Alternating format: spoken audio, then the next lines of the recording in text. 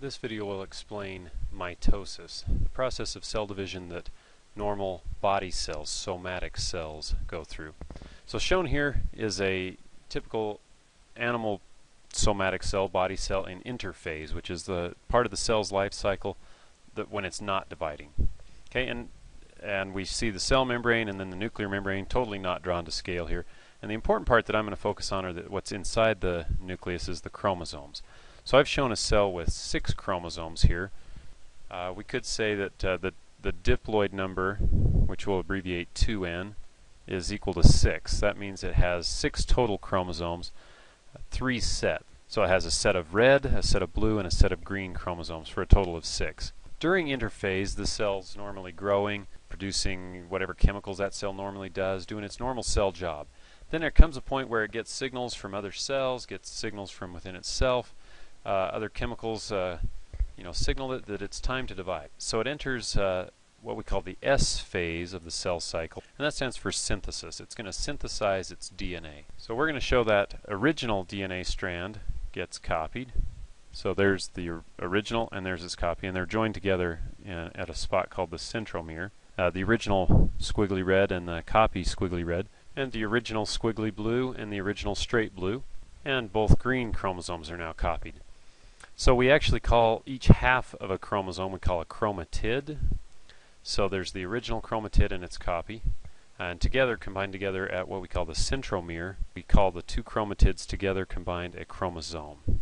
Now the idea for mitosis is we're going to need to copy these chromosomes because that's where the DNA is, the instructions. We got to copy those and then separate the cells so that each new cell has a complete set of instructions. So each new cell is going to need a straight red chromosome and a squiggly red one, a straight blue chromosome and a squiggly blue chromosome, and a straight green chromosome and a squiggly green. So we can't just divide the cell down the middle and hope that they just happen to be all on the right side when we divide it. Now the process of mitosis is going to be to organize those chromosomes in the right place so that when the cell divides, each cell gets one of each chromosome. So entering mitosis, which is a continuous process that just kind of blends together, but we can't show that easily on a still page. So we're going to show a series of snapshots of mitosis, and we're going to divide it into phases. The first phase is prophase, and this is where the chromosomes have condensed to as short as they can get. They're wrapped up tight. Most of the genes are turned off. They're just condensed DNA wrapped around the proteins, coiled up into a chromosome. Okay, and spindle fibers grow out from these centrioles in animal cells and attach to the chromosomes. So here's the spindle fibers attaching to the chromosomes, and the job of the spindle fibers is to position the chromosomes where they need to be in the cell. Once the spindle fibers have attached and the chromosomes start moving, when they've lined up in the middle of the cell, or the equator, we call that metaphase, with the spindle fibers attached to the chromosomes.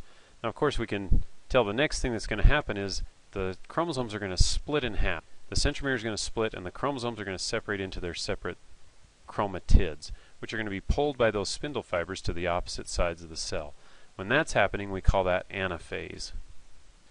So here's those spindle fibers in anaphase pulling those chromatids to opposite sides of the cell. Now while that's going on, the chromosomes start to unravel, start to unwind back into more spread out DNA. And the cell starts to divide, pinch in a little bit, and the nuclear membrane starts to form again. When that starts happening, we call that telophase.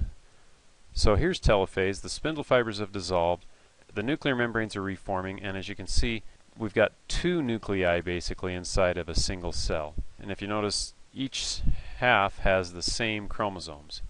And they have the same number of chromosomes as the original cell that we started out with. So in mitosis, we end up with copying the DNA once, and then dividing the cell once to result in 2 daughter cells.